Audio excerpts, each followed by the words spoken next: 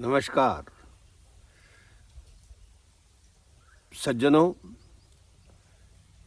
मराठी मास के कालगणना अनुसार माघ मास में आप सभी जानते हैं कि श्री क्षेत्र प्रयागराज में जो महाकुंभ चल रहा है वो अब अपने अंतिम चरणों में है और अभी महाशिवरात्रि का जो पर्व काल और इस पर्व काल में जो शाही स्नान होगा, तो इस उपलक्ष्य में आपने देखा होगा, पाया होगा कि करोड़ों शिव भक्त भाविक पूरी देश भर से, दुनिया भर से प्रयाग क्षेत्र में आए, कुंभ नहाए, स्नान, दान, पूजन, अर्चन सभी प्रकार की गतिविधियां करी, साधु संतों के दर्शन हुए। और जबकि यह कुंभ अंतिम चरण में है, तो यह जो महाशिवरात्रि है, इस महाशिवरात्रि के उपलक्ष्य में एक साधक के रूप में, एक भाविक रूप में, एक मनुष्य के रूप में शिवजी की कृपा प्राप्त हो और हमारे इच्छित मनोरथ पूर्ण हो, इस दृष्टि से हमें क्या करना चाहिए, यह विचार मैं आपके सामने प्रस्तुत करने जा रहा हूँ। सज्जनों, अगर हम देखेंगे तो महाशिवरात्रि का एक सामान्य शब्द अर्थ जो होता है, महा यानी कि जो बड़ी है, शिव जी की बड़ी रात्रि यानी कि रात, ऐसा हम उसका अर्थ कर सकते हैं। पर ऐसी क्या विशेषता है कि यह शिव जी की बहुत बड़ी रात है? तो इसमें पहला संदेश ये दिया गया है कि यह जो अंधकार है, जो अज्ञान का है, जीवों के सामने, जीवन के पथ पर चलते हुए सामने जो भी अंधकार आता है, वो अगर प्रकाशित हो तो हमें हमारा ध्येय दिखाई देता है और उस ध्येय के और अग्रसर होते हुए हमें जिस प्रकार की ऊर्जा की आवश्यकता है, वह ऊर्जा हमें शिव जी की द्वारा प्राप्त होती है।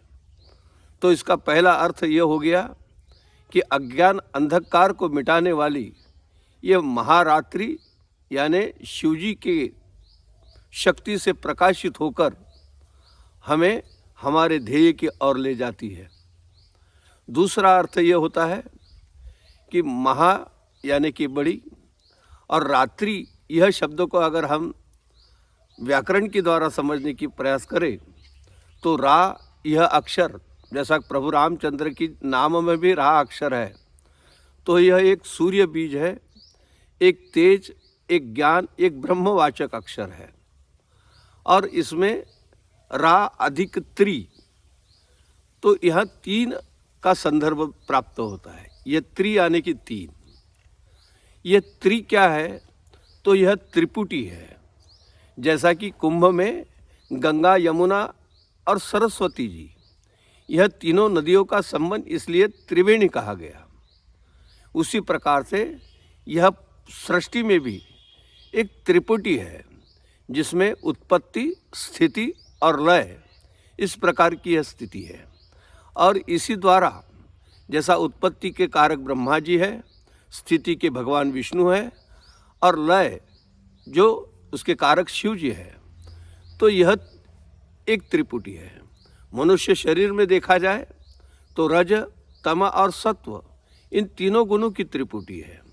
और ये त्रिपुटी जब बन जाती है तो एक चक्र बन जाता है और इस चक्र में हम, यह सृष्टि का चलन होता है और जीव को इस त्रिपुटी से निकलकर अपने ध्येय तक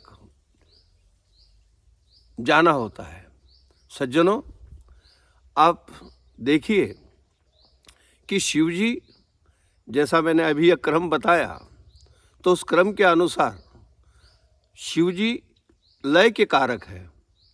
तो यहाँ यह माना गया है कि वह मृत्युंजय है, जो उत्पत्ति होती है, जीव की जन्म होता है, फिर कुछ आयुष्य होता है जो स्थिति होती है, और जो मृत्यु होती है तो वो शिव जी के द्वारा वहाँ उसका लय होता है।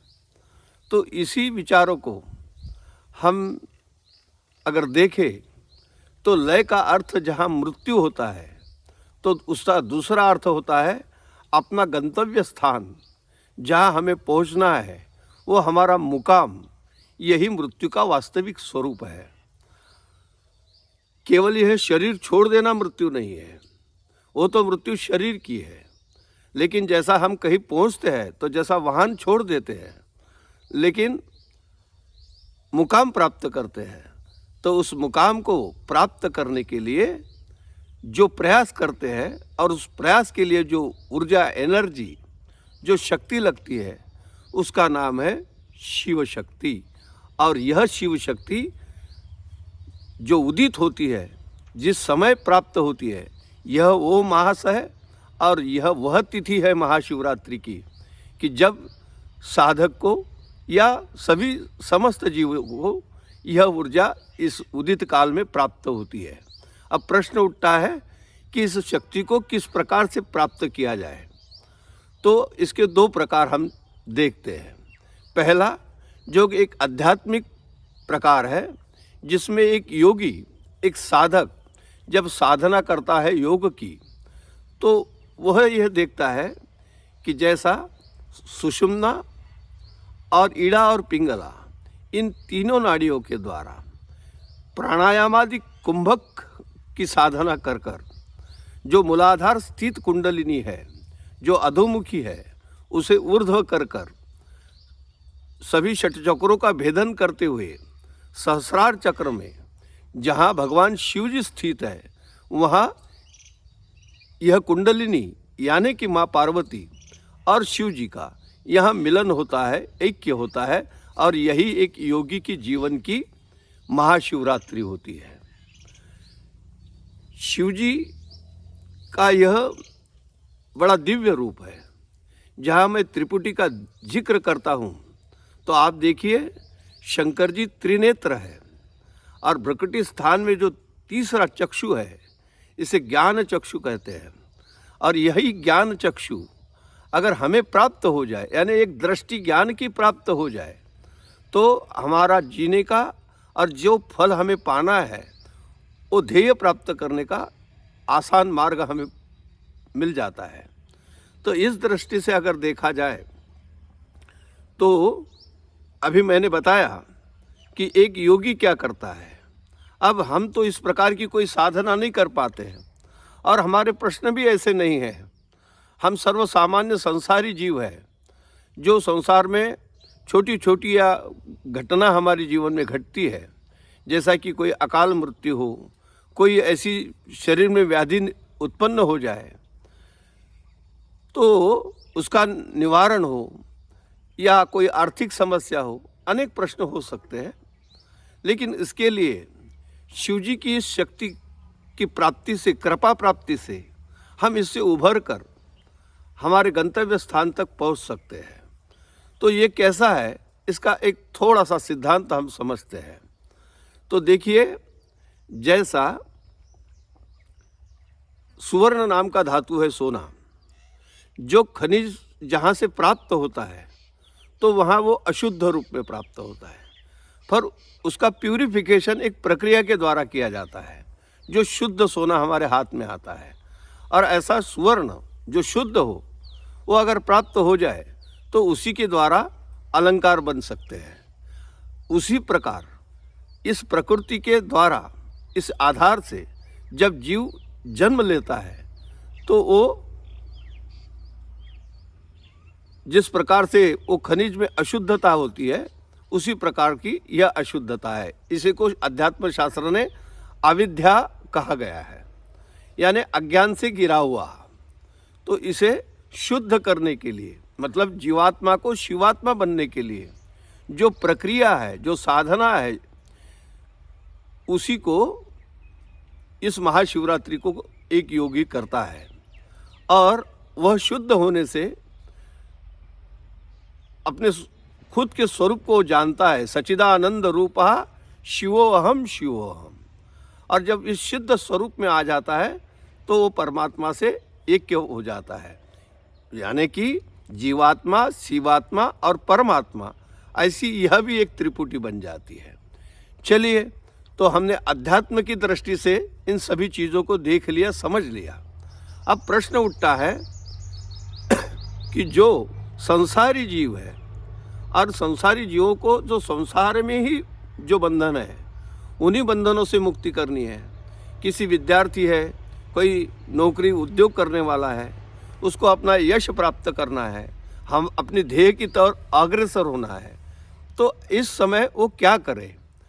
अगर यह प्रश्न हम पुराणों से या शास्त्रों से अगर पूछते हैं तो ऐसी बहुत सारी प्रक्रिया, ऐसी बहुत सारी उपासना, ऐसे बहुत सारे व्रत हमें बताए गए हैं जिनके द्वारा हम हमारा इच्छित ध्येय प्राप्त कर सकते हैं। यही पुराणों के आधार पर जब भक्त पूजा करते हैं तो स्नान, दान, कोई शिव जी को भस्म चढ़ाता है, कोई बिल्व पत्र का अर्पण करता है, कोई लोटा भर जल अर्पण करता है, कोई धतूर पुष्प अर्पण करता है। जिस जिस प्रकार से बताया गया है उसी उसी प्रकार की सामग्री, पूजा द्रव्य इकट्ठे कर कर शिव जी की पूजा करते हैं। यह पर्व काल में यह पूजा करने से उसके उचित परिणाम और फल प्राप्त होते हैं। यह हमारी श्रद्धा है, विश्वास भी है और ऐसे भक्तों के अनुभव भी है। फिर भी एक और ज्ञान के दृष्टि से इसी गतिविधि को अगर हम देखें तो यह महाशिवरात्रि का जो पर्व है, तो यही सब चीज़ें महाशिवरात्रि के दिन हम करें क्या और करें तो किस प्रकार से करें, इसका शास्त्र विधान भली भांति बताया गया है। मुझे और उसको विस्तार से बताने की कोई आवश्यकता है ऐसा मुझे नहीं लगता। आप इसे ग्रंथों में देख सकते हैं, पंडित विद्वान जनों से जान सकते हो। पर इस महाशिवरात्रि के पर्व काल में, यानी कि जिस महाशिवरात्रि का दिन है, संध्या का समय है और हम शिव जी की पूजा करते हैं, तो हमारे शास्त्रों ने बताए हुए विधि अनुसार जब हम पूजा करते हैं तो उसमें हमें यह दृष्टिकोण रखना चाहिए कि यह पूजा करते करते हमें इस व्रत को और थोड़ा आगे ले जाना है, जिसके कारण हमें उसका उचित फल मिले। उदाहरण तौर पर मैं एक आपको दृष्टांत के द्वारा समझाता हूँ कि मान लीजिए जैसा एक लोटा जल शिव जी की पिंड पर समर्पित करने से सभी समस्याओं का हल होता है, यह हमारी श्रद्धा है और सभी भक्तगण रोज ऐसा करते भी हैं। तो यह विधि इसके पहले भी पैठन के महासंत एकनाथ जी महाराज करते थे।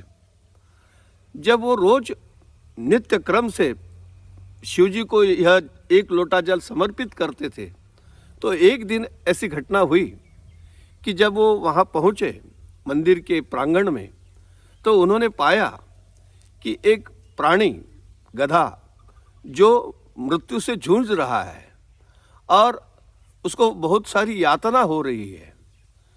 तो नाथ जी ने देखा कि यह मैं जल लाया हूँ, यह शिव जी के पिंड पे समर्पित करने के लिए लाया हूँ, पर अभी यह जीव को इसकी ज़्यादा आवश्यकता है। तो उन्होंने वह जल शिव जी की पिंड पर न डालते हुए उस प्राणी के मुख में डाली, जिसके कारण उसकी तृषा शांत हो गई। तो ऐसे बहुत सारे उदाहरण, जैसा नामदेव महाराज जी का भी है। कुत्ता रोटी लेकर भाग गया तो नामदेव जी महाराज घी की कटोरी लेके उसके पीछे भागे। अरे भाई, सूखी रोटी मत खा, पेट दुखेगा, उसको घी लगा के खा। तो उन्हें उस कुत्ते में उनका आराध्य पांडुरंग विट्ठल नजर आ रहा था। नाथ जी महाराज को शिव जी, इस गधा जो है प्राणी, उसके अंदर शिव जी का दर्शन होता है। यह मूर्ति पूजकता से मूर्ति भंजकता सिद्ध होती है। तो हमारे शास्त्रों ने ये जो कहा है कि ऐसे समय जब आप कुंभ जैसे स्थान पर जाते हो, स्नान करते हो या जो भी पूजा करते हो, महाशिवरात्रि के दिन करते हो, तो उसके साथ एक और संकल्प उसके साथ जुड़ना चाहिए कि यह तो मैं कर रहा हूँ, लेकिन आज मैं मूर्ति के स्वरूप में मानकर जिस प्रकार से शिव जी को करता हूँ, तो यही शिवात्मा सभी जीवों में बसा हुआ है। और उसका व्यापक दर्शन जब मुझे होने लगता है, तो यही पर्व काल में अगर मैं यही कुछ जो मेरे पास उपलब्ध है, कुछ धन धान्य के रूप में हो, वस्त्र के रूप में हो, और यही चीज़ें अगर मैं किसी ऐसे व्यक्ति को जो ज़रूरतमंद है, जिसको इसकी आवश्यकता है, अगर यही पर्व काल में यह दान मैं कर देता हूँ, या किसी विद्यार्थी को शिक्षण के लिए, विद्या प्राप्ति के लिए थोड़ा सहयोग राशि की ज़रूरत है, जो भी चीज़ें, कोई वृद्ध है उनको दवाई की ज़रूरत है, माता पिता की उस पर्व काल में अगर सेवा होती है, ऐसे कितने सारे उपाय बताए जा सकते हैं। तो मुझे ऐसा लगता है कि जो पूजा द्रव्य के द्वारा शिव जी की पिंड की जो पूजा होती है, तो यह उसके आगे और थोड़ा एक कदम आगे चलकर यही शिव जी को सभी सृष्टि में, प्रकृति में, जीवों में, जंतुओं में देखकर, जरूरी नहीं कि वो मदद केवल किसी मनुष्य को हो, वो प्राणी हो, पक्षी हो, वृक्ष हो। तो जैसा मानो कि बेल का वृक्ष है और इस बेल वृक्ष से लोग बेल के पत्ते तोड़कर शिव जी को चढ़ाते हैं, लेकिन मैं एक लोटा जल बेल के वृक्ष को ही डाल देता हूँ कि ताकर और पत्ते उसको आए, वो वृक्ष बढ़े और लोगों को उसका लाभ भी हो। तो इस प्रकार के दृष्टिकोण अगर हम हमारे जीवन में रखते हैं और इसका आरंभ यह महाशिवरात्रि के इस पर्व में हम करते हैं, या इस समय ऐसा दान धर्म करते हैं, इस प्रकार का पूजन करते हैं, तो यकीनन मैं आपको ज़रूर कहूँगा कि यह महाशिवरात्रि एक ऐसी ज्ञान के दृष्टि से किया गया व्रत होगा, जिससे इस समय जो उदित शिव और पार्वती की दोनों की मिलकर जो उदित शक्ति है, वो जीवों को प्राप्त होगी। और हम जिस प्रकार के संकल्प मन में लेकर जो पूजा अनुष्ठान कर रहे हैं, वो हमारा ध्येय प्राप्त करने के लिए वो ऊर्जा हमें जरूर उपयुक्त सिद्ध होगी और हम जरूर फल पाएंगे। जैसा कि शिव जी का मैंने पहले ही बताया कि लय यह उनका अपना कार्य है, तो लय का अर्थ मृत्यु ऐसा अर्थ न करते हुए जीव को उसके अंतिम गंतव्य स्थान तक पहुंचाना और उसको अपने स्व का परिचय करवाना, यही शिव जी का बहुत बड़ा कृपा और असीम है, और यही जीव का ज्ञान है। यह मेरे अंदर ही आत्मा के रूप में शिव शक्ति जो है वो उदित हो, जागृत हो, और मुझे एक ऐसी ऊर्जा मिले जिसके कारण मैं हर कार्य करने के लिए तत्पर और सक्षम हो जाऊं। इसलिए मैं आज के इस उपलक्ष्य में सभी को महाशिवरात्रि की बहुत बहुत शुभकामनाएं देते हुए शिव जी के चरण बिंदों में प्रार्थना करता हूं कि सभी की मनोकामना पूर्ण हो और शिव जी की कृपा सब पर बनी रहे। ओम नमः शिवाय, ओम नमः शिवाय, ओम नमः शिवाय।